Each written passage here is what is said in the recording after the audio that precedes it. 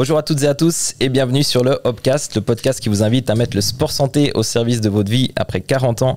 Aujourd'hui, j'ai le plaisir d'échanger avec Kevin Ferreira, plus connu sous le nom de K-Suisse sur les réseaux sociaux.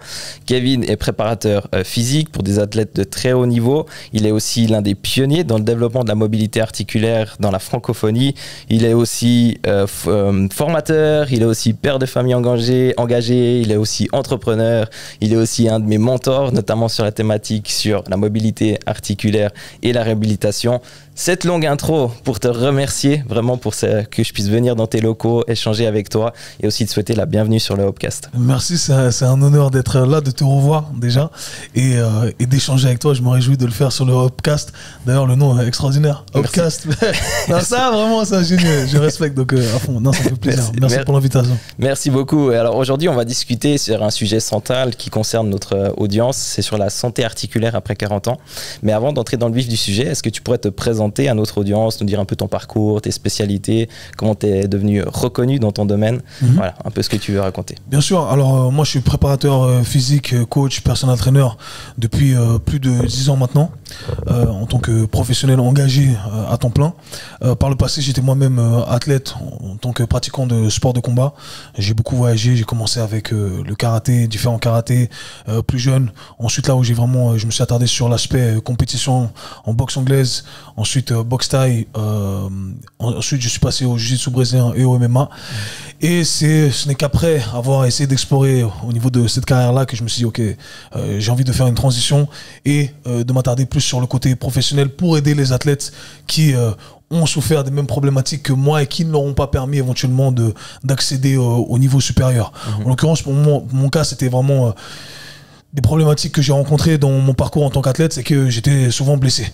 J'avais des performances qui étaient excellentes, mais ce qui me freinait ou ce qui me limitait dans l'expression de mon potentiel athlétique, eh bien, c'était les blessures. Et du coup, j'étais toujours condamné à faire des pas en arrière et à voyager, visiter différents professionnels du sport et de la santé pour entendre des discours différents jusqu'au moment où je me suis dit, ok, je dois essayer de me prendre en main.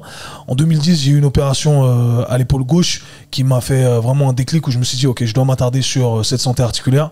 J'ai commencé ma quête, mais c'était très vague, très flou, et ce n'est qu'une année après que j'ai décidé de m'y engager à 100%, vraiment, où j'ai fait un focus à 100% parce que on a voulu m'opérer à l'épaule droite du même problème que j'avais eu à l'épaule gauche. Et pour moi, c'était complètement insensé de me dire que un jeune en pleine forme physique qui excelle d'un point de vue athlétique et qui se retrouve toujours freiné par ces problèmes-là et que la seule réponse était l'opération. Du coup, je me suis dit, ok, je vais m'attarder dessus vraiment à 100% cette fois-ci. Et avec le temps, avec l'apprentissage, avec des essais et des échecs, eh bien, j'ai réussi à faire le nécessaire pour améliorer mes connaissances sur le sujet et du coup pour éviter l'opération à l'épaule droite. Et ce n'est qu'ensuite que j'ai décidé d'approfondir à chaque fois un peu plus mes connaissances, ce qui m'a permis de me débarrasser d'énormément de douleurs que j'avais, de limitations articulaires, et j'ai retrouvé vraiment cette expression de mon potentiel athlétique, et je me suis dit que je voulais mettre à disposition ce savoir pour aider un maximum de gens, étant principalement la population en général, les enthousiastes de sport, de santé au final. On veut être tous en bonne santé et profiter de ce bien-être, et c'est malheureusement quelque chose qui touche la plupart d'entre nous, que l'on soit axé sport ou pas, et bien entendu les athlètes de haut niveau, parce que je sais ce que c'est que de souffrir de limitations articulaires, de douleurs, de gênes qui ne nous permettent pas d'exprimer notre plein potentiel athlétique. Donc voilà, c'est un peu comme ça pour la faire très court. Comment je suis tombé dans ce domaine de l'articulaire, si je venais à résumer le tout très brièvement. Top, top. Beaucoup d'expérience aussi. Tu étais notamment faire des gammes aux États-Unis. Tu as beaucoup grandi là-bas aussi. Alors effectivement, je suis parti vivre aux États-Unis quand j'avais 19-20 ans. À la base, j'ai voulu continuer dans mon éducation académique classique qui était... j'ai commencé l'HEC à Genève et je suis parti là-bas et je me suis dit que je voulais continuer à faire un degré en business management. Et du coup, ça a complètement changé parce que je m'y retrouvais pas. C'était pas vraiment ma passion. Moi, j'étais un athlète, comme je le disais, mais j'ai vu que cette carrière de combattant, ça n'allait mener à rien et que je voulais pas, peut-être pas rien, mais que c'était trop risqué pour moi avec un retour sur investissement qui n'avait pas l'air cohérent à l'époque. Et je me suis dit que j'avais le potentiel d'explorer d'autres avenues. Et j'ai voulu donc continuer dans cette avenue académique du truc classique et business, etc. C'est ce qui m'intéresse le plus, un peu par défaut. J'ai éliminé un peu les autres trucs qui m'intéressaient pas et je me suis dit bon ça m'intéresse et je me suis très vite rendu compte que non, tu chasses le naturel mais il revient au galop. Je voulais rester dans le monde du sport et je me suis dit ok, comment je peux le faire? Je vais changer complètement et c'est effectivement aux États-Unis que j'ai fait mes écoles. C'est là-bas que je me suis formé, c'est là-bas que j'ai eu mes mentors, c'est là-bas que j'ai tout appris. Tout mon savoir lié au sport, à la performance, à la santé vient des États-Unis, du monde anglo-saxon, je dirais, pour faire plus large, États-Unis, Canada et Australie. J'ai beaucoup appris à travers des professionnels dans ces différents pays. Et qu'est-ce qui t'a donné envie après de transmettre ça? Parce que ça fait maintenant plusieurs années que tu fais aussi une formation que j'ai suivie, de mentorat. Qu'est-ce qui t'a donné envie de faire ça? Écoute, ce qui s'est passé, c'est que j'ai eu plusieurs succès en tant que coach. Je dirais succès d'un point de vue résultat avec mes clients. Aujourd'hui, c'est la renommée que j'ai parce que il y a énormément de gens qui sont venus me voir, qui avaient des problèmes pendant des années, beaucoup de personnes qui étaient désespérées après avoir essayé différents professionnels du sport et de la santé, et puis au final viennent me voir moi en dernier recours. Et ça a toujours été un peu mon... C'est marrant quand je le mentionne comme ça, parce que ça a toujours été un peu mon point fort et le truc qui m'a toujours frustré. Qu'on vienne me voir en dernier recours, parce que je sais que si tu étais venu me voir plus tôt, ou dès le début, eh bien, on aurait résolu le problème beaucoup plus rapidement et tu n'aurais pas eu à passer par toutes ces péripéties. Mais malheureusement, ça fait partie du jeu. J'ai pas la blouse blanche, j'ai pas la casquette académique qu'on nous a donnée à celui qui peut aider quand il y a des gènes, des limitations articulaires ou des douleurs. Et du coup, forcément, on vient me voir en dernier recours parce qu'un tel a entendu qu'un tel a été aidé par mes services et mes prestations. Et du coup, voilà, j'ai eu ces résultats. Ce qui, bien entendu, amène une plus grande clientèle, ce qui amène un certain succès financier également. Et je me suis très vite rendu compte que j'étais un des top traîneurs dans ma ville. J'ai eu beaucoup de sollicitations aussi d'entraîneurs qui voulaient faire des séances de personal training avec moi dans le but d'apprendre. Et je me rappelle être choqué la première fois que ça m'était arrivé, où j'avais des coachs qui venaient me voir et me disaient je veux prendre un pack de 10 séances avec toi parce que je veux apprendre. Et je me disais là, mais comment c'était très étrange pour moi à l'époque. J'avais déjà cette relation, bien entendu, moi j'avais des mentors, donc j'avais approché certains coachs dans le but de les avoir comme éducateurs, si je puis dire, mais jamais dans ce sens-là, entraîne-moi parce que j'ai envie d'apprendre en même temps et j'ai envie de me faire entraîner. Et j'avais à l'époque également des classes de mobilité que je faisais et j'avais très vite réalisé que 50% de ma clientèle étaient des coachs et des physios. Okay. Et l'autre 50% de la clientèle, eh bien, la population générale, les enthousiastes de sport. Et je me suis dit, ah tiens, il y a un truc. Et bien entendu, je pense qu'on fait le plus beau métier du monde. En tout cas, c'est ma vision des choses, comme je le répète à chaque fois, parce que on a vraiment cette capacité d'influencer le bien-être des gens. Et ça, c'est extraordinaire. Parce que ce bien-être global, c'est un bien-être qui va être reflété sur tous les aspects de notre quotidien, que ce soit avec nos enfants, notre famille, nos collègues, durant notre activité physique, bien entendu. Mais vraiment, c'est quelque chose qui est extraordinaire qu'on peut apporter. Et c'est pour ça que j'ai toujours valorisé notre métier, selon moi, à sa juste valeur. Et du coup, j'ai décidé de m'y dédier à 100%. Et je me suis dit, OK, comment tu peux impacter l'industrie de la meilleure des façons? Et selon moi, eh bien, la meilleure façon de le faire, eh bien, c'est d'impacter les gens qui influencent l'industrie, qui sont les coachs, les physios, les ostéos, etc., etc. Et c'est pour ça que j'ai voulu partager tout ce qui m'a permis d'avoir ce certain succès sur ces différentes facettes de notre métier. Donc, voilà. Ouais, franchement, moi qui ai suivi ta formation, ton accompagnement, franchement, j'ai appris énormément de choses. Ça m'a donné une autre vision que ce qu'on peut voir notamment à l'université, et notamment, comme je disais dans l'introduction, sur l'aspect tout ce qui est mobilité, gestion des douleurs, des gènes, etc. En tout cas, nous, on a pu changer plein de trucs dans notre quotidien auprès des personnes qu'on accompagne, et franchement, on voit que ça a vraiment un effet. J'ai pu le tester sur moi-même aussi. L'année passée, je me suis fait un bout de ligament croisé aussi, et j'ai pu tout appliquer ce que j'essaie de prêcher chaque jour aux personnes qui ont des douleurs, et franchement c'était vraiment un game changer, je trouve. Donc franchement merci pour ça, quoi. Merci à toi, ça me fait ça, c'est tout ce que je demande, tu vois. Souvent les gens quand ils finissent la formation ils me disent Kev, qu'est-ce qu'on peut faire, ils me donnent plein de feedback positifs et je dis non. Franchement, le plus grand succès que je puisse avoir, c'est ton succès. Tu vois, si tu me dis, Kev, j'applique et j'ai des résultats avec mes clients et ça fonctionne, merci. Moi, c'est l'unique reconnaissance que je recherche vraiment. Donc, merci à toi. Merci à toi d'appliquer. Il y a une chose que tu as dit aussi avant sur l'aspect famille. Ça me permet de rebondir là-dessus. Et comment tu fais pour encore avoir le temps de t'entraîner à côté de tes 2 enfants bas âge? Exact. Sauf erreur, ils ont quel âge environ? Alors, le premier va faire 3 ans dans un mois et le deuxième va faire 7 mois. Voilà, donc du coup, ça affecte aussi pas mal les nuits. Je connais ça aussi depuis 2 mois. Donc, comment tu fais pour prendre soin de toi aussi? Écoute, avec tout ce que tu fais? C'est pas facile. C'est le premier truc que je devrais dire, c'est vraiment pas facile. J'ai pas dormi, ça fait 3 ans. Ça m'a pris du temps d'accepter le fait que j'étais dans le déclin de par le manque de sommeil et le stress. Ça a été très dur aussi d'ajuster mon agenda et d'accepter que hey, je vais pas pouvoir m'entraîner comme avant, que mes performances seront loin de celles qu'elles étaient par le passé et que je dois surtout pousser quand j'en ai pas envie. Parce que avant, c'est ton habitude, t'as la motivation, mais là, quand tu dors plus, t'es au bout du rouleau, c'est très difficile. Donc, déjà, mentalement, ça a été difficile, mais j'ai changé de perspective des choses et j'essaie de faire le travail quand il doit être fait. Et déjà, cette acceptation des choses, c'est le premier point. Et la deuxième chose, c'est que j'ai dû réadapter aussi mes entraînements de façon à garder mon côté athlétique, de garder ce côté esthétique que je cherche à maintenir quand même avec des mini-séances. Et je suis assez surpris de voir qu'on arrive à obtenir de très bons résultats avec des séances très courtes de 15-20 minutes et de ne pas passer 1h30 à la salle tous les jours. Si on arrive à rajouter plus de fréquences avec des petites séances, eh bien, c'est assez étonnant de voir à quel point on arrive à maintenir, voire même développer pour certaines personnes un beau physique, des capacités athlétiques et c'est assez surprenant. Donc voilà ce que j'ai changé. Au lieu de me dire hey, je m'entraîne plus, non, ok, je vais faire des mini-séances et c'est tout ce que j'ai à disposition. Mais ce peu que j'ai à disposition, eh bien, je sais bien l'organiser et ça me permet d'avoir des résultats qui sont très intéressants.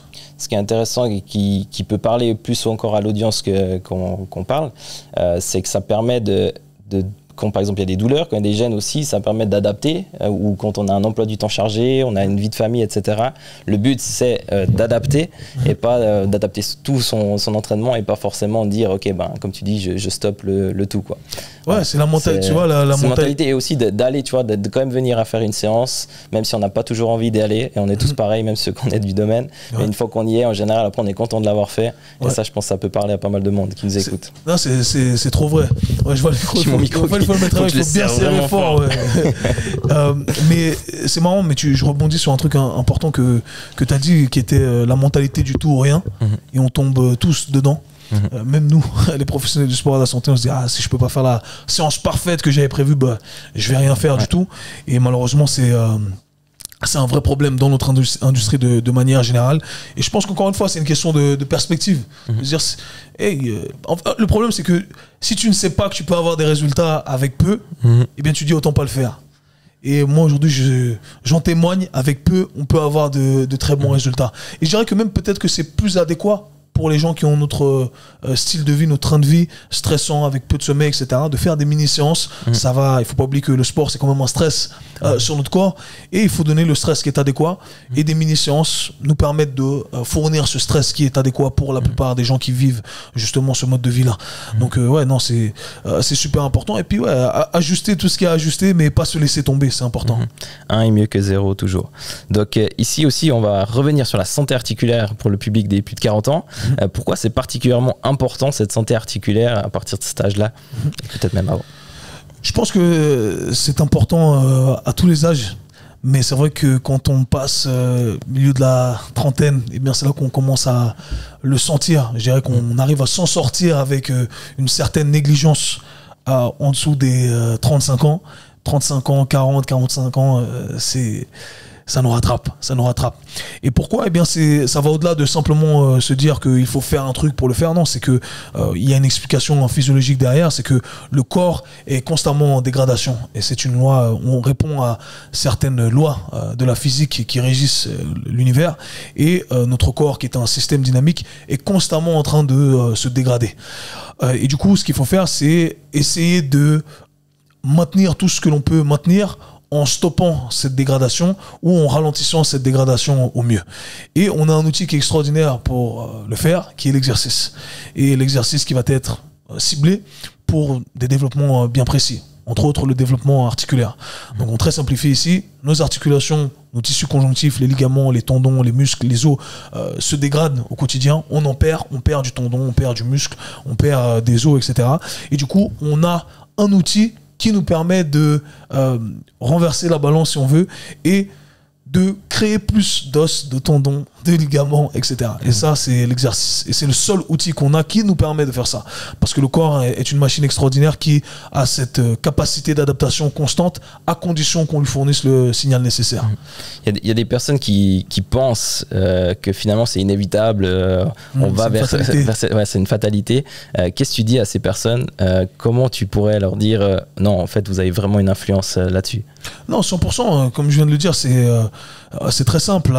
Les gens, le problème, c'est que tout vient d'un manque de connaissances. D'un manque de connaissances spécialement lié au fait que nos tissus autour de nos articulations, on parle ici principalement de tissus conjonctifs, donc tous ceux que j'ai mentionnés, ligaments, tendons, etc. On pense que on ne peut rien faire pour les améliorer. C'est-à-dire qu'on ne peut pas régénérer des nouveaux tissus. Et jusqu'à quelques années, eh bien, c'est ce qu'on pensait même dans l'industrie. On pensait que seuls les muscles avaient cette capacité d'adaptation. Et on comprenait que donc il fallait faire des exercices pour maintenir nos muscles en bonne santé. Mais ce qui se passe quand on fait de l'exercice, eh bien, c'est que on crée une adaptation au niveau de nos muscles, mais pas seulement. On crée également des adaptations au niveau de nos os, de nos ligaments, de nos tendons, etc., etc. Donc on comprend que cette adaptation va être globale et que par conséquent, on peut créer du meilleur tissu, ces meilleurs trucs que les gens pensent que avec le temps vont se dégrader. Donc c'est simplement une question d'éducation sur le sujet. Si on n'est pas éduqué, ben, on ne sait pas forcément, on répète les on-dit qu'on a toujours entendu, mais non, on peut justement renverser la balance et on peut même, j'ai envie de dire par renverser la balance, on peut rajeunir d'un point de vue tissulaire, d'un point de vue organique. Et c'est d'ailleurs ce qu'on appelle l'âge biologique. Il y a une différence entre notre âge réel et ce qu'on appelle l'âge biologique. Et on peut effectivement, j'ai le terme en anglais ici, reverse, donc inverser son âge biologique jusqu'à un certain degré. Il y a d'ailleurs le CEO d'une grosse boîte qui a été vendue aux États-Unis, je ne me rappelle plus de son nom exactement, mais la boîte c'est Venmo. C'était une plateforme de paiement en ligne, comme les PayPal, etc. Et il a vendu cette société pour 800 millions. C'est pas Brian Johnson, quelque chose comme ça? Je crois que c'est Brian Johnson, exactement. Qui essaie de rajeunir vraiment de tous les côtés. Il a rajeuni. Il a rajeuni, ouais. Donc, scientifiquement, il fait des trucs très extrêmes, ouais. Il fait des trucs très extrêmes. Mais moi, je peux le dire, parce que je travaille depuis plusieurs années avec une clientèle très aisée qui ont accès à ce genre de centres, de soins, de testing, etc. Et je pense qu'on a un client en particulier avec qui on avait inversé son âge biologique de quasiment 5 ans. Donc c'était extraordinaire. Alors que d'un point de vue lifestyle, il n'avait pas le meilleur lifestyle. C'est quelqu'un qui faisait la fête, qui buvait quand même, mais il s'entraînait avec moi 5 fois par semaine et on avait un semblant d'alimentation, je dirais, qui maintient une certaine norme, mais qui n'était pas optimisé du tout. Tout ça pour dire que je pense que le domino le plus important à bouger, je pense que c'est celui de l'activité physique à ce stade-là. Ça va vraiment changer énormément de choses au niveau de notre corps. Donc, comme je l'ai dit, on a ces adaptations qui vont être localisées, tissulaires. On a ces adaptations globales, en parlant bien entendu de tout ce qui va être état d'esprit, bien-être général, au-delà de ce qui se passe à l'intérieur de notre corps. Donc, c'est pour ça que je dis qu'on fait le plus beau métier du monde. Hein. Tu vois, quand on dit ça, on entend simplement un passionné qui dit ça en se disant il aime son métier. Non, je parle de ça à travers une analyse. Tu as des résultats aussi avec les personnes que tu as accompagnées. Ouais, des résultats objectifs. Donc, et aujourd'hui, on le sait, tu vois, à l'époque, même quand on parlait de dépression, eh bien, on a souvent... Nous qui sommes dans l'industrie, c'est un peu notre truc. On dit que le sport, c'est notre thérapie, c'est ce qui nous fait du bien.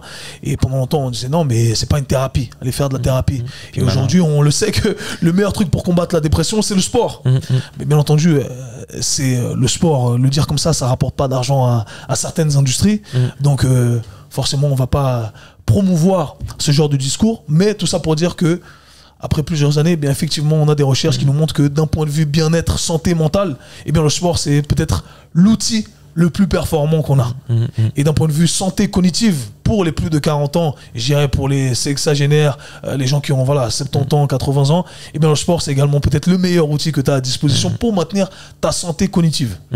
Donc, ça. On pense aux mots croisés, etc. On sait ce qu'il faut faire, alors que non, en fait, ce que tu dois faire, c'est faire du sport, maintenir tes muscles en bonne santé, tes articulations en bonne santé, parce que le mouvement, au final, c'est ce qui va régir. J'ai pas envie de m'avancer dans ce que je vais dire parce que c'est peut-être une phrase absolue qui est factuellement erronée à 100%. Mais au final, notre cerveau a été créé pour le mouvement à la base. Et donc, ce qui le maintiendrait en bonne santé, eh bien, c'est de lui apporter ce pourquoi il a été créé, qui est le fait mouvement. pour bouger, c'est ça. Exactement. Donc, voilà, je pense que c'est vraiment le meilleur outil qu'on a à disposition. On a fait 2 ou 3 épisodes sur la santé mentale et effectivement, on voit dans toutes les recherches maintenant, c'est ça, quoi. C'est bouger, et c'est le premier antidépresseur le plus important. Donc, c'est marrant parce qu'il y a quelques années, quand je disais ça, eh bien, forcément, comme tout dans l'industrie, quand tu as un peu d'avance, on me disait que ouais, j'étais un fou. Parce que tu n'as pas les recherches exactes pour...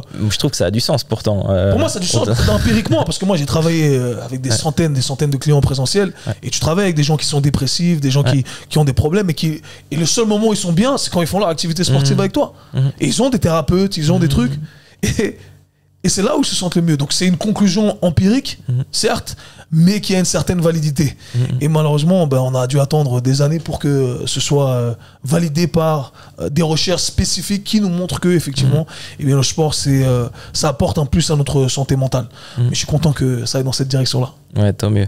Et on a dit, enfin je l'ai dit durant l'introduction, que tu es aussi un des pionniers dans la mobilité articulaire, dans le développement de la mobilité articulaire. Est-ce que tu peux en dire plus de qu'est-ce que c'est la mobilité articulaire et pourquoi c'est important de la travailler? Bien sûr. Alors la mobilité va être définie par 2 composantes principales qui sont avoir accès à des amplitudes de mouvement et avoir un contrôle sur ces amplitudes de mouvement, qui sous-entend le fait d'être fort dans ces amplitudes de mouvement. Et la force, c'est le langage de notre corps. C'est à travers un signal de force qu'on arrive à bouger dans l'espace. Par conséquent, c'est ce qui va régir notre corps dans sa globalité, notre mouvement dans sa globalité. Et du coup, la mobilité articulaire va être définie par du travail spécifique sur des articulations qui va intégrer une exploration de mouvement dans l'espace, qui inclut cette idée d'amplitude de mouvement et cette idée d'envoyer un signal de force, d'être fort dans ces espaces qu'on va explorer. C'est comme ça que je le définirais pour le grand public. Et pourquoi c'est important pour ce grand public, enfin la population générale, qui ne sont pas forcément dans le sport avancé, on va dire? Parce que pour les raisons que j'ai mentionnées auparavant, qui sont que le corps est constamment en dégradation. C'est-à-dire qu'aujourd'hui, au niveau de ton épaule, tu as accès à 100%, imaginons quand tu es né. Okay.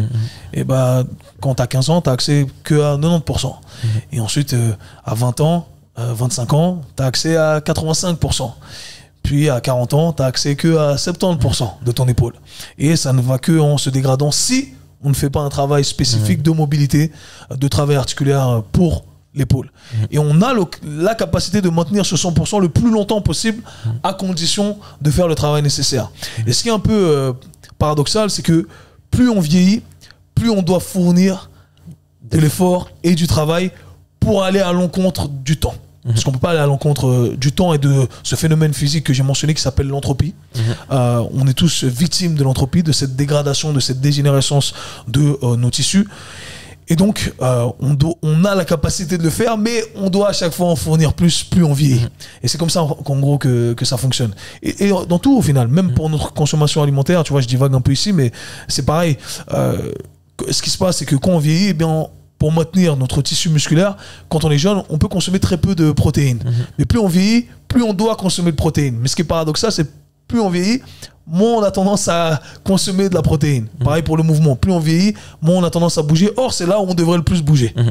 Donc, ce qui n'est pas toujours très juste, c'est la même chose quand on en parlait l'autre jour avec ma collègue, c'est quand tu as des douleurs ou que tu as une pathologie, c'est à ce moment-là presque que tu dois redoubler d'efforts. Exact. Et c'est à ce moment-là que des fois c'est le plus dur de redoubler d'efforts, justement parce que des fois tu es affecté aussi dans ton moral, etc. C'est contre-intuitif. C'est contre-intuitif, ouais. Mais pourtant, si on fournit ces efforts-là à des moments clés, après on n'a plus qu'entre guillemets à maintenir ou progresser sur ce qu'on a envie de progresser, quoi. C'est exactement ça. C'est exactement ça. Et c'est pourquoi, pour rebondir sur l'idée de la blessure, c'est vraiment la pire recommandation qu'on nous ait donnée jusqu'à maintenant suite à une blessure qui est d'immobiliser complètement. Tu sais qu'on l'entend, enfin moi je l'entends quasiment tous les jours après. Enfin je pense toi aussi. T'imagines, moi je le dis depuis 10 ans maintenant, tu vois. Donc depuis 10 ans et ça n'a pas changé. Ça, je vois que ça a évolué. Ça évolue des fois, mais trop lentement.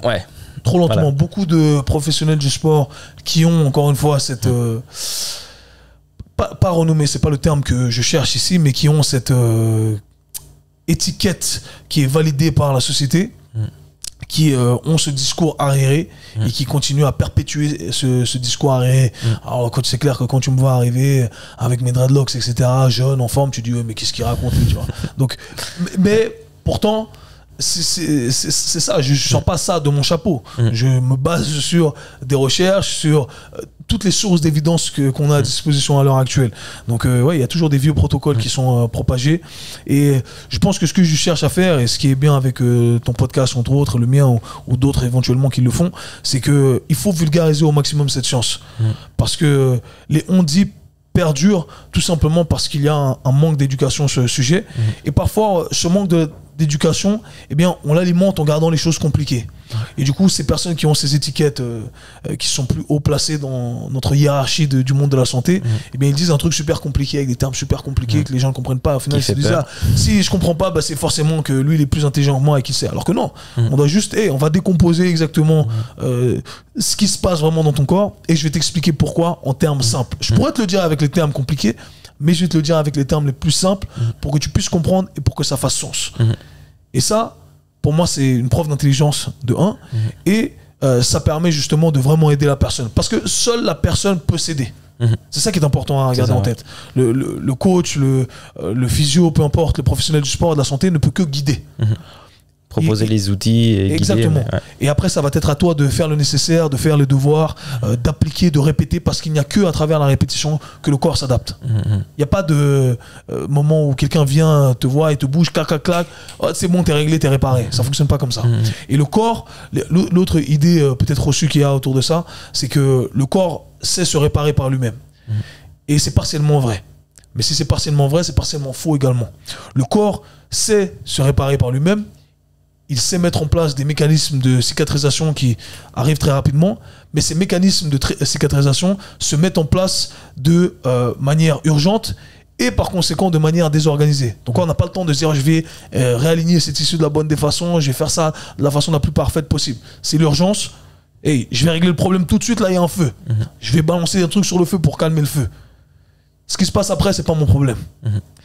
Là, ça devient ton problème à toi. L'important, c'est de lui donner les bons signaux. Exactement. Et là, il faut envoyer les bons signaux pour recréer, remodeler des meilleurs tissus.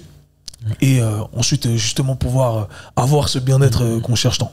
Comment tu gères des fois un peu une certaine frustration qui peut être de notre côté quand tu sais absolument que tu peux aider la personne et qu'il y a des moments clés, typiquement post-blessure, et tu pourras nous dire un peu les étapes clés après post-blessure. Tu dis, là, ce serait intéressant de faire ci, ça pour aider justement directement le processus de rééducation.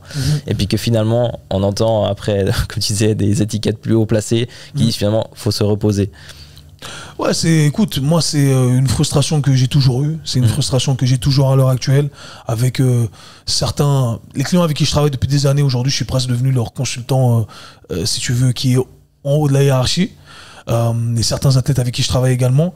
Mais j'ai des athlètes avec qui je travaille encore où c'est la guerre, tu vois. Il y a des physios qui vont dire un truc, les médecins qui vont dire un truc, et moi qui ai une idée différente de la chose. Et bien entendu, il y a toujours cette hiérarchie-là qui va être préimposée à sa juste valeur quelque part. Mais moi, je sais, parce que j'estime avoir eu assez de résultats. J'ai toutes les sources d'évidence pour prouver ce que je dis. Et c'est vrai que, écoute, c'est une frustration que j'ai acceptée. Tu vois, tu peux pas tout changer. Tu peux pas tout changer, chaque chose en son temps. Aujourd'hui, il y a des gens qui disent un truc et tu préfères écouter ça. Mais écoute, vas-y, écoute. Je sais que, moi, comme je t'ai dit, j'ai été habitué à être le dernier recours. Ma porte sera ouverte. Tu vois. Et je sais que tu vas revenir. Tu vois, là, récemment, j'ai des nouveaux contrats avec des gens avec qui je travaille. Je disais, mais... En fait, c'est toujours passé comme ça avec moi, c'est marrant, mais on en parlait auparavant.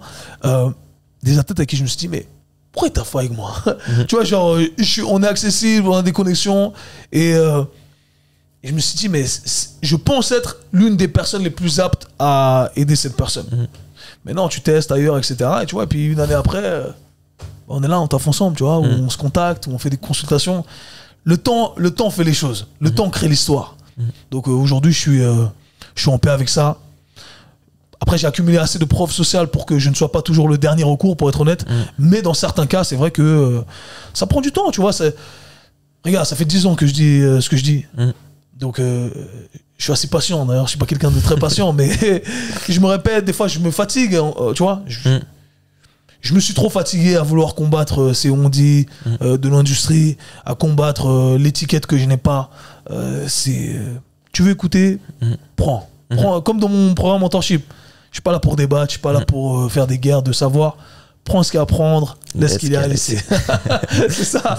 Et voilà, si tu me vois en dernier recours, eh bien j'espère que je pourrais t'aider. J'aurais voulu que tu viennes avant. Et je vais dire un truc, tous les athlètes avec qui j'ai travaillé, ils m'ont tous dit la même chose. Parce que souvent, ils viennent me voir en fin de carrière, etc. Ils me disent, putain, si je t'avais connu avant, j'aurais dû te connaître avant. Je dis, ouais. Bah et c'est simplement, c'est pas parce que je suis plus intelligent qu'un autre, c'est juste que je m'attarde sur certains trucs sur lesquels beaucoup ne s'attardent pas.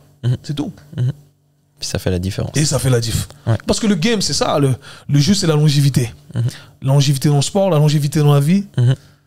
Et la longévité, bah, tu dois prendre soin des trucs qui se détériorent.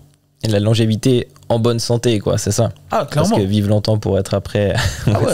Non, et ça, puis, pour te redire encore à quel point c'est important, tu vois, plein de maladies qui se développent avec le temps, qui se développent de par notre mode de vie sédentaire, sont dues au fait de voilà, notre inactivité. Inactivité, soit parce qu'on ne bouge pas, parce qu'on a décidé de ne pas bouger, ou parce qu'on s'est tellement laissé aller d'un point de vue dégénérescence de nos tissus que c'est un cercle vicieux. Tu vois, tu dis, ah, je peux pas bouger parce que j'ai mal, donc je bouge pas. Et tu as des problèmes de diabète, de surpoids, de plein de trucs, tu vois, qui vont créer tes problèmes. Et c'est ça. C'est malheureux, mais c'est le problème qu'on rencontre à l'heure actuelle et que toutes les personnes vont rencontrer si elles ne font pas le nécessaire le plus tôt possible. C'est une cascade d'événements qui n'est pas irrattrapable, mais qui, dans beaucoup de cas, va demander beaucoup d'efforts pour revenir. Alors que si on s'y met le plus tôt possible, 30 ans, 40 ans, c'est pas 50 ans, c'est jamais trop tard. Franchement, j'ai eu des résultats extraordinaires avec mon client que j'ai mentionné auparavant, la cinquantaine. Il a été dans la meilleure forme physique de sa vie. Et c'était pas quelqu'un qui n'était pas sportif. C'est juste quelqu'un qui s'est dédié à 100%. Aujourd'hui, j'ai des clients de 45 ans, on fait des gains, on travaille ensemble depuis 5 ans, 6 ans, et on continue à faire des gains. Même moi, des fois, je suis étonné. Je me dis, ah, tu vois, j'ai cru qu'on allait atteindre un plateau. Non, on continue. Donc, le corps continue à nous impressionner de par son adaptation à condition de bien faire les choses. Et c'est pour ça que je trouve qu'on fait un bon métier et que les gens devraient considérer le fait d'investir dans des professionnels du sport compétents parce que ces professionnels-là vont pouvoir poser la meilleure fondation. Et quand tu as une bonne fondation, eh ben ça, tu l'as pour toujours. Et puis quand tu vois les résultats, puis après les retours des clients, ça change des vies, quoi, littéralement. Non, ça change ta... C'est ça. Ça change ta Donc vie. c'est un des plus beaux métiers, comme tu dis, effectivement. Pour moi, on peut en débattre, mais... Non, il n'y a pas de débat. Mais pour moi, voilà, pas avec toi, parce que tu es du même avis, mais pour ceux qui ne sont pas du même avis, je suis ouvert au débat, les amis, je suis ouvert. Top. Et puis, on a parlé des blessures, notamment. Quelles sont, selon toi, les étapes à mettre en place une fois que la blessure se passe? Alors, première chose, immobiliser, mettez de la glace. Non, ça, c'est tout ce qu'il ne faut pas faire. Non, alors quand il y a une blessure, j'aime penser en principe. Les principes vont toujours être les mêmes, indépendamment de la blessure. Et après, chaque blessure va avoir sa spécificité et certaines méthodes, etc. Mais si on pense en principe, on ne peut pas se tromper. Alors, le premier truc que je mentionne souvent, ça va dépendre aussi beaucoup de la blessure, mais les blessures un peu du quotidien, les petits trucs qui ne demandent pas de procédure chirurgicale, eh bien, le premier truc à garder en tête, c'est que on a une partie de notre articulation qui va être compromise, mais pas toute l'articulation. Donc, le premier truc à faire, c'est de continuer à bouger tout ce que l'on peut bouger. Ce qui sous-entend le fait de ne pas aller dans les zones qui sont douloureuses. C'est un peu un coup de gueule que j'ai à l'heure actuelle. On a compris, ok, il fallait bouger, mais on le donne de manière désorganisée. Non, il faut organiser le mouvement. Et pour l'organiser, on doit détecter exactement là où on a mal, c'est-à-dire les angulations où on a mal, les mouvements qui nous font mal, et éviter d'aller dans ces angulations-là. Mais tout le reste que l'on peut explorer avec cette articulation lésée, eh bien, il faut continuer à l'explorer. Parce que c'est ce qui va nous permettre de maintenir les tissus qui sont encore en bonne santé. Donc en gros, j'aime bien utiliser la métaphore d'une harpe ou d'une guitare. Ce n'est pas toute la guitare que l'on doit changer. Ce n'est qu'une corde ou deux cordes de la guitare qui sont endommagées, que l'on doit changer. On peut continuer à créer de la musique avec les cordes qui restent. Donc c'est un peu la métaphore que j'aime utiliser. Ensuite, bien entendu, continuer à maintenir sa forme physique sans utiliser des mouvements qui vont aggraver la situation. Donc, en d'autres termes, si je peux continuer à m'entraîner parce que, ok, j'ai mal à l'épaule, mais il y a plein de trucs que je peux faire dans mon activité physique, en salle de musculation ou autre, qui me permettent de ne pas solliciter mon épaule et d'aggraver la situation, mais de continuer à faire du sport. Parce que ma santé globale, c'est le plus important. Donc ça, très important. Et ensuite, eh bien, il va falloir créer des adaptations au niveau des tissus qui sont lésés. Et c'est là qu'il va falloir envoyer un signal spécifique. Là, ça devient un peu plus complexe, il faut être encadré. Mais déjà, juste les 2 premières règles-là, ça aiderait énormément de personnes. Clairement. Franchement, si tu appliques juste ça, et qu'au quotidien, tu continues à bouger tout ce que tu peux bouger, que tu continues à t'entraîner en adaptant ton entraînement sans forcer certaines positions qui pourraient être problématiques, déjà ça c'est un énorme gain. Ouais, tu récupères déjà beaucoup plus vite que si tu as fait canapé pendant 2 semaines, quoi. 3000%. Ouais. Et après, bien entendu, envoyer un signal spécifique pour remodeler les tissus qui sont éventuellement endommagés, eh bien c'est la dernière étape et c'est un peu plus complexe. Et quels conseils tu pourrais donner à nos auditeurs pour améliorer leur santé articulaire, en donnant peut-être des pistes de mouvements qu'ils pourraient déjà commencer à faire, pour ceux qui n'ont pas trop de temps, des fois des choses assez rapides? Ouais. Moi, je pense que, de manière générale, la meilleure routine que je puisse recommander à tous et à toutes, c'est la routine des rotations articulaires contrôlées. Donc, c'est une routine qui consiste à mobiliser chaque articulation de manière individuelle et d'explorer tout ce que chaque articulation peut offrir. C'est ce qui va nous permettre d'envoyer ce signal en disant ah, ton corps, hey, je suis allé là, je suis allé partout. Par conséquent, tu n'as pas besoin de t'en débarrasser.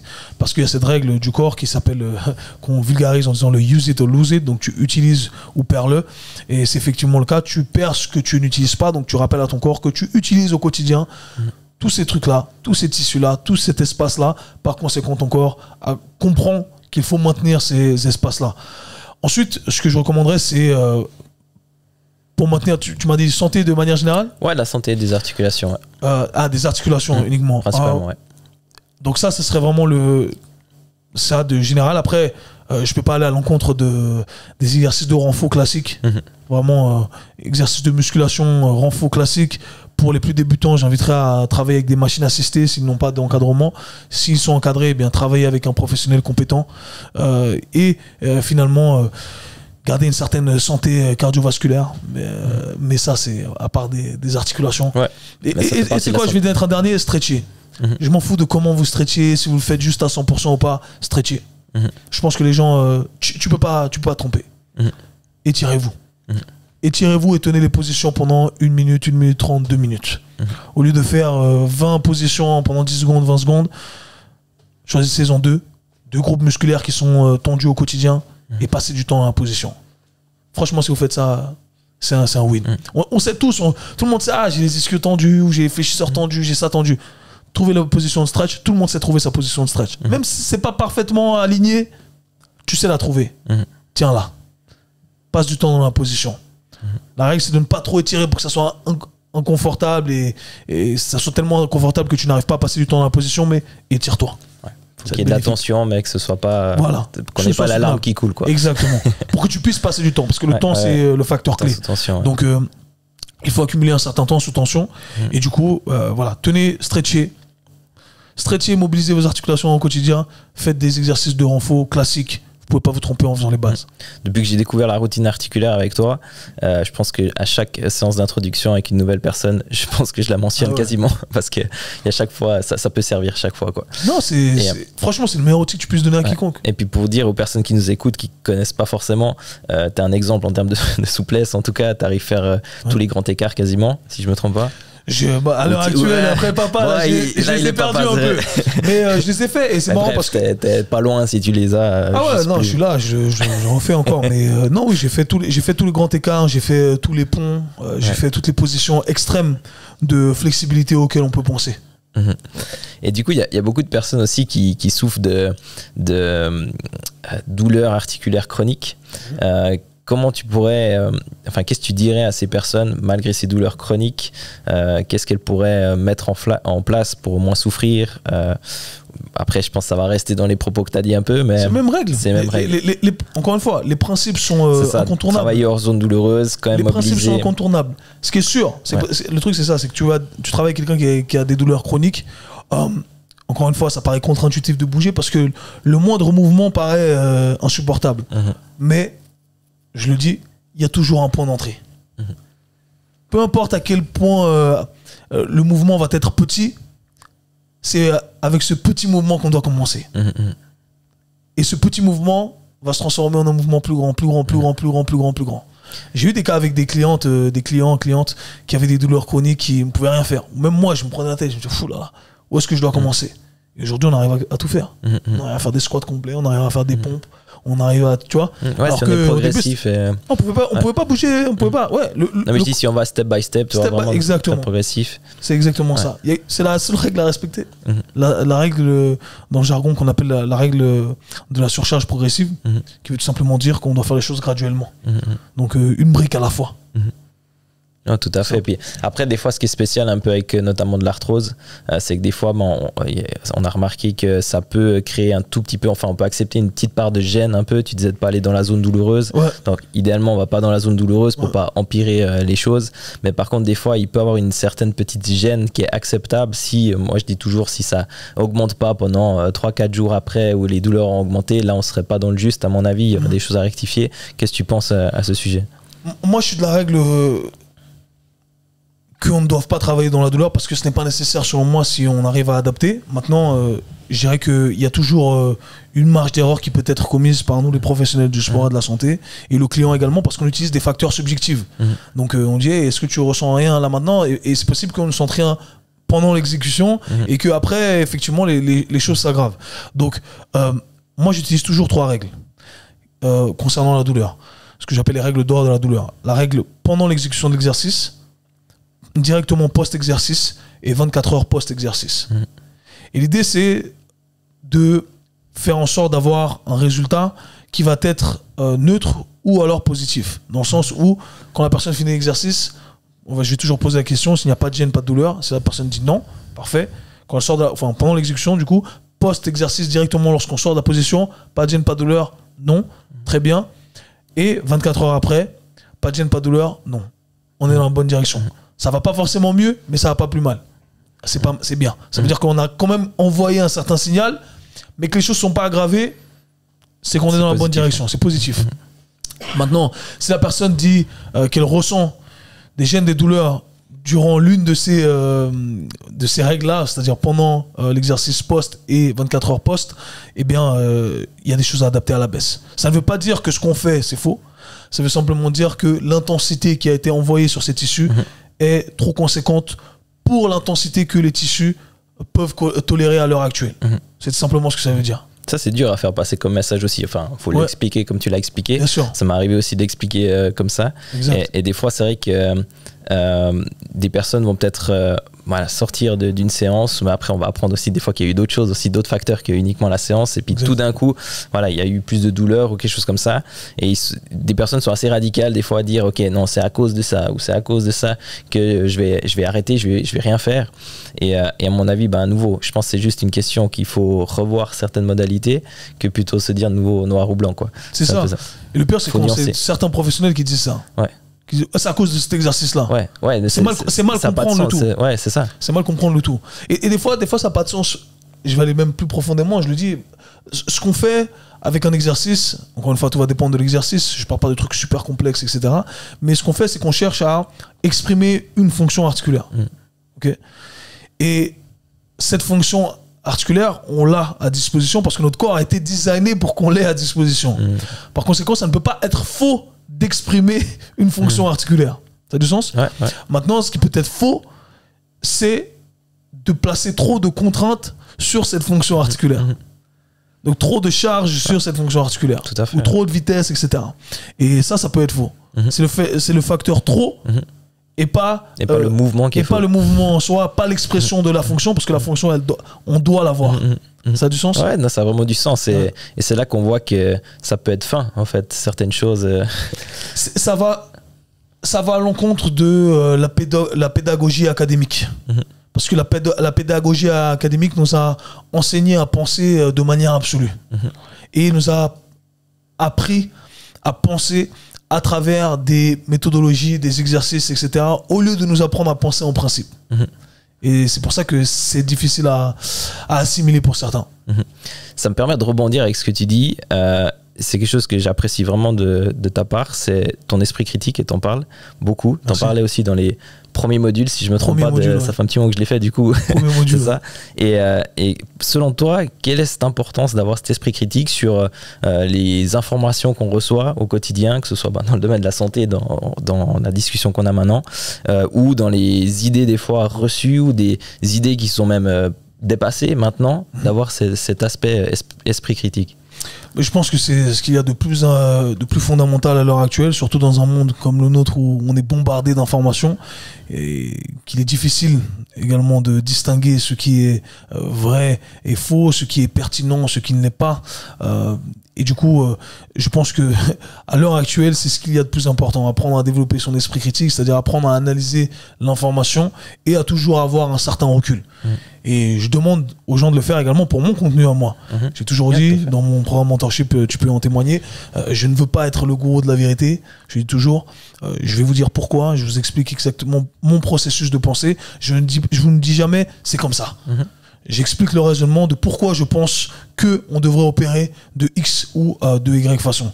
Et pour donner une petite astuce aux gens qui vont écouter ça, eh bien, ce que j'aime faire quand j'entends une nouvelle information qui sort parfois de mon domaine de compétences, eh bien, j'essaie de penser à ce que j'appelle, j'essaie de penser au signe noir. La règle du signe noir de mon auteur favori, Nassim Nicolas Taleb, qui est très simple, qui veut simplement dire, nous inviter à ne pas penser de manière absolue. Et la règle est simplement définie par un signe noir ou illustrée par un signe noir, qui veut dire que il suffit d'un signe noir pour prouver que tous les signes ne sont pas blancs. Et en gros, j'essaie de penser à un contexte que j'ai pu vivre, dans lequel, eh bien, mon expérience irait à l'encontre de ce qui a été enseigné. Et par conséquent, ça me permet d'avoir du recul sur l'information qui a été donnée. Je me dis, attends, là, non, mais dans ce cas-là, ça s'est pas passé comme ça. Ou dans ce cas-là, il n'y a pas eu ça. Et je me dis, je dois chercher un peu plus loin. Et là, ça me permet justement, déjà, c'est la première étape de l'esprit critique, d'être sceptique. Je pense qu'être sceptique, ça fait partie du développement de son esprit critique, à travers ce processus-là de questionnement.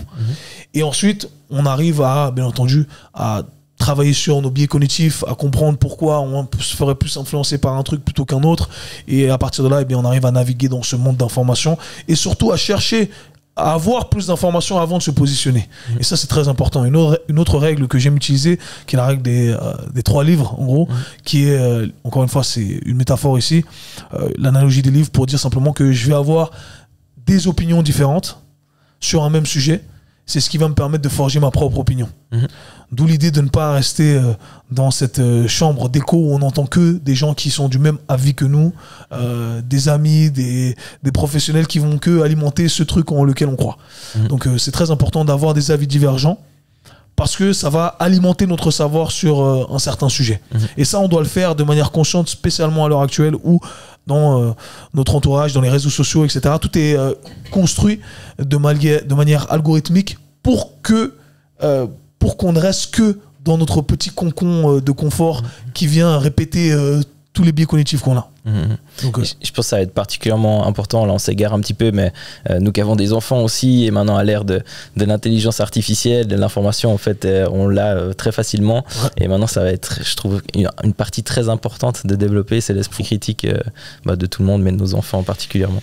À fond, et tu sais, c'est marrant que tu mentionnes l'intelligence artificielle parce que ChatGPT, entre autres, qui est l'intelligence artificielle la plus connue par tous, qui s'est avéré être un ou une menteur ou une menteuse, je sais pas quel pronom on va utiliser ici, mais l'intelligence artificielle peut mentir. Donc si tu pars du principe que tout ce que l'intelligence artificielle dit est juste et correct et vérifié, eh bien ça peut être problématique. Encore une fois, d'où l'idée de toujours être critique, de fact-checker, de double-checker. Et ça, je pense que c'est vraiment un point important à garder en tête à l'heure actuelle. Est-ce qu'il y a des fausses idées ou des idées reçues, des mythes un peu dans le monde de la mobilité articulaire ou de la réhabilitation que tu as un peu en tête et que tu aimerais un peu faire démentir maintenant? Il y en a tellement, carrément, je vais toujours répéter les mêmes, mais c'est toujours l'histoire de garder le dos droit. Je pense que ce qui est très dangereux, encore une fois, les mythes, encore une fois, pour globaliser le tout, c'est de se débarrasser de certains liens associatifs. Je pense que c'est la plus grosse erreur qu'on fait dans l'industrie de la santé et du fitness, c'est d'avoir des liens associatifs qui n'ont pas de fondement logique. Par exemple, encore une fois, tu arrondis ton dos, tu vas te blesser. C'est mal comprendre ce qu'il y a de fondamental et c'est ne s'attarder que sur la surface, qui paraît évident en surface, mais qui n'est pas vrai. Donc ouais, je pense que tout ce monde-là de t'as mal au genou parce que tes fessiers sont faibles, c'est faux. Enfin, tu as mal au genou parce que t'as les pieds plats. C'est faux. Parce qu'il y a des gens qui ont des pieds plats et qui ont pas mal au genou. C'est la règle du Black Swan, encore une fois. Donc ça te permet d'aller plus loin. C'est toujours ces idées-là qu'il faut garder en tête dans mon module, dans mon programme mentorship. Eh bien, j'en parle. Je donne plusieurs exemples, je décris les différents biais cognitifs et j'inviterai toutes les personnes à lire différents livres qui peuvent vous aider. Nassim Taleb, un de mes auteurs préférés, Daniel Kahneman également, qui a écrit un livre que j'adore qui s'appelle Thinking Fast and Slow en anglais. En français, ça s'appelle Système 1 et Système 2. Il a écrit également un livre qui s'appelle Noise. Récemment avec un autre auteur, j'ai oublié son nom, mais en gros il décortique les différents biais cognitifs pour nous permettre de naviguer justement dans ce monde d'information. Est-ce que tu pourrais nous partager encore aux personnes qui nous écoutent un peu des blessures que tu as parlé, que tu avais eu pas mal de blessures en tant que sportif? T'as un autre podcast à faire. Non mais rapidement, mais je sais que tu as eu une blessure notamment au dos aussi, l'épaule, et puis ça peut parler, notamment je pense, il me semble que tu as eu une hernie discale aussi, double, enfin bref, ça peut leur montrer que on peut bien aller au-delà de ce diagnostic. Alors moi j'ai eu ma blessure à l'épaule, j'ai eu mon épaule gauche, une déchirure partielle au niveau du tendon du biceps, luxation, j'ai eu déchirure du labrum également. Du coup pareil à l'épaule droite, on m'a opéré à l'épaule gauche. J'ai pu faire la prise en charge de mon épaule droite sans passer par la case opération, sans passer par des séances conventionnelles, sans passer par des infiltrations, sans passer par tout le truc. Et mon épaule droite a jamais été aussi forte. Et je suis revenu en faisant des trucs que j'aurais jamais cru faire, même avant la blessure. Donc c'est toute ma philosophie également de la rééducation, c'est revenir plus fort qu'avant la blessure. Alors qu'aujourd'hui, tel qu'on nous la présente ou qu'on nous la donne, eh bien c'est... et tu vas t'en sortir un peu. Tu seras moins bien qu'avant la blessure, mais t'inquiète, tu pourras essayer de faire des trucs et il y a des trucs que tu pourras plus jamais faire. Alors que moi, c'est pas ma philosophie. Ma philosophie, c'est on va revenir plus fort qu'avant la blessure. Et c'est ce qui s'est passé. Du coup, avec mon épaule, j'ai pu faire des comment on appelle ça, les poiries colonne droite, les handstands. Je sais que dans différentes régions en Suisse on appelle ça différemment. J'ai envie de tout refaire quoi, en gros. Tout refaire, des grosses barres sur la tête. Non, pas tout refaire, des trucs que je pouvais même pas faire avant d'avoir mal, tu vois, parce que j'étais limité. Du coup j'ai pu guérir mon épaule et j'ai pu améliorer mon épaule. Donc, gagner en amplitude et... exactement, des gains d'amplitude, des gains de force, etc. J'ai eu bien entendu des douleurs au genou. J'en ai beaucoup souffert, différentes tendinopathie patellaire, tendinopathie quadricipitale. Pendant 10 ans, j'ai pas pu faire de squat. Quand je me suis attardé dessus, eh bien, là, bam, on peut refaire des squats, on peut ressauter, on peut sprinter. J'ai eu la plus grave qui était une double hernie discale. J'avais déjà eu des lombalgies, etc. Mais double hernie discale. Et j'ai travaillé avec plusieurs clients qui ont eu des hernies discales et qui sont revenus à 100%. Aujourd'hui, on fait des gros deadlifts, des soulevés de terre, on lève des grosses charges. Et moi, je me suis retrouvé après mon hernie discale à faire des exercices avec le dos rond, le classique, le Jefferson Curl avec 140 kg, 150 kg. Donc, je suis revenu avec une colonne vertébrale encore plus forte qu'avant l'hernie discale. Tout ça pour dire que même, justement, ces disques s'adaptent également. Et on peut revenir plus fort. Donc, tous les tissus s'adaptent. Et c'est ce qu'il faut garder en tête. Et à condition, encore une fois, d'envoyer la dose optimale. C'est-à-dire pas trop. Et si c'est trop peu, non plus, c'est pas assez. Donc il faut trouver le juste milieu pour toujours aller dans le progrès. Donc j'ai eu énormément de blessures, mais ces dernières ont été les plus graves. Et avec mes clients, eh bien, j'en ai vu de toutes les couleurs, vraiment toutes les blessures auxquelles on peut penser. Et on travaille, on est revenu à 100%. Tu vois. Je dis que nos blessures personnelles, quand je me suis blessé aussi, l'équivalent de tes épaules, je les ai plus ou moins sur les ligaments croisés, les deux genoux. Et du coup, je dis c'est de la formation continue chaque fois que je me blesse. Non, je te jure, moi, j'ai toujours, tu vois. Prendre ça positivement, tu vois. C'est ça. Ce qui m'a permis d'être là où je suis aujourd'hui, c'est parce que j'ai eu toutes ces blessures. Tu vois. J'aurais jamais été là où je suis aujourd'hui. J'aurais jamais développé une carrière telle que je l'ai développée aujourd'hui. J'aurais jamais eu ces connexions, j'aurais jamais eu ces contacts, j'aurais jamais eu ces résultats si je m'étais pas blessé. Comme quoi, un mal pour un bien, tu vois. Non, clairement. Et je prends toujours le tout comme un apprentissage, c'est infini. Je me dis, tu vois, j'ai mal géré le volume, j'ai mal géré ça, je dois améliorer ça. Je pensais pas que cet exercice, ça pouvait être à risque. C'est de la formation continue, comme tu l'as dit. Et tu vois, quant à ce savoir-là, ce qui est marrant, c'est que tu ne prends plus rien comme une fatalité. Tu prends plus la blessure comme une fatalité. Tu dis, ok, je sais quoi faire maintenant pour remodeler ces tissus, je sais quoi faire pour guérir ici, entre guillemets, mes tissus. Et je sais comment m'entraîner en parallèle pour ne pas perdre ma performance. C'est vrai que c'est vraiment un outil formidable, quoi. C'est vraiment... Ouais. Tu crains plus la blessure. Toi, tu te dis plus, oh là, je dois aller à l'hôpital, je dois aller faire un IRM, je dois faire une radio, Après, t'es content si tu l'évites quand même, mais c'est... c'est pour l'éviter. Mais c'est ça, c'est si tu chasses un certain niveau de performance, eh bien, ça peut arriver. Et même si tu chasses pas au quotidien, ça peut arriver que, je sais pas, il y a ton petit qui fait tomber un truc, tu te précipites et t'es va, et puis, je me suis fait un peu mal. Ok, pas de panique. On sait quoi faire. Et avec beaucoup de mes clients, c'est ça peut arriver quand ils s'entraînent tout seuls, ils sont en vacances, je me suis fait un peu mal au dos, j'ai mal fait ce mouvement. Ok, tu sais quoi faire. J'ai même pas besoin de leur dire. 2 jours après ça va mieux. Et puis c'est le discours que j'ai de beaucoup de mes clients, de mes athlètes, c'est avant j'aurais traîné ça pendant 6 mois. Moi après 3 jours ça va mieux parce que j'ai fait le nécessaire directement. Comme quoi, tu vois. Ouais, c'est parfait, quoi. C'est fou. Même là, j'ai des programmes. Je fais un shameless plug ici, mais j'ai parlé des tendons. Tu vois, j'ai sorti 2 programmes, Restore, tendinopathie patellaire et quadricipitale, et ce sont des programmes qui, comparés à mes autres programmes, pour être tout à fait transparent, n'ont pas eu le succès que je m'attendais, parce que je sais que beaucoup de personnes souffrent de ça.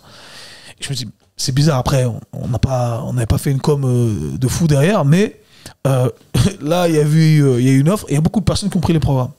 Et j'ai été bombardé de messages en disant, mais Kev, en 3 jours, je vais mieux à 90%. J'ai 90% de réduction de douleur en 3 jours alors que ça fait des années que je traîne ça.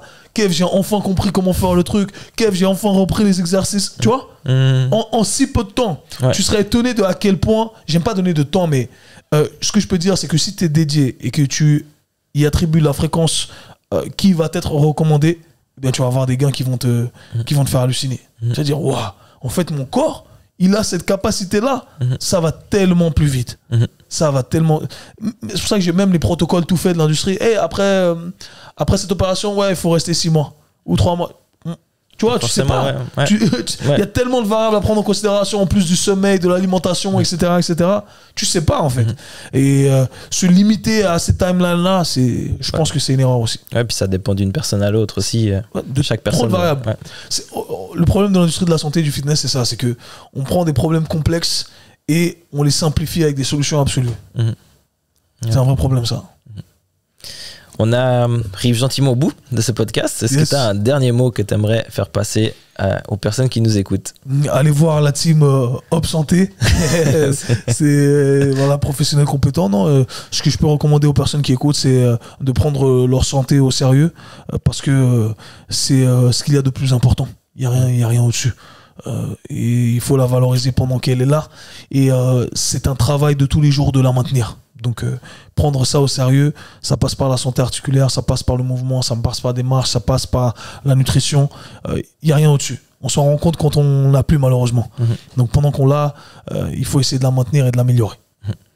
Un grand merci, Kevin, pour cet échange. Un grand merci. Où est-ce qu'on peut te retrouver sur les réseaux, sur ton site? Sur plein de réseaux. Alors, sur très actif. Instagram, @K-Swiss, donc K-Swiss _fit comme fitness. Pareil sur YouTube, ou alors en tapant mon nom, Kevin Ferreira. J'ai un podcast également qui s'appelle le K-Swiss Show. C'est la première fois que je le dis en français. Ça fait moins en français. Je dis le K-Swiss Show, ça fait moins stylé, donc le K-Swiss Show. Et j'oublie quelque chose. Sinon, il y a ma newsletter où on partage beaucoup de contenu, 2 à 3 fois par semaine. Sur ton site internet, tu as aussi toute une série de programmes. Sur mon site internet également, K-Swiss Formation, avec formation au pluriel, avec s.com, où il y a tous mes programmes, il y a toutes les news. Donc voilà, sur ces plateformes-là, on pourra me retrouver. Parfait, on mettra tout ça aussi dans la description de partout où il y aura le podcast. Donc en tout cas, donnez aussi de la force à ce Hopcast. Je te remercie encore une fois. Merci. Je remercie les personnes qui nous ont écoutés jusqu'au bout et je vous dis à bientôt. Peace.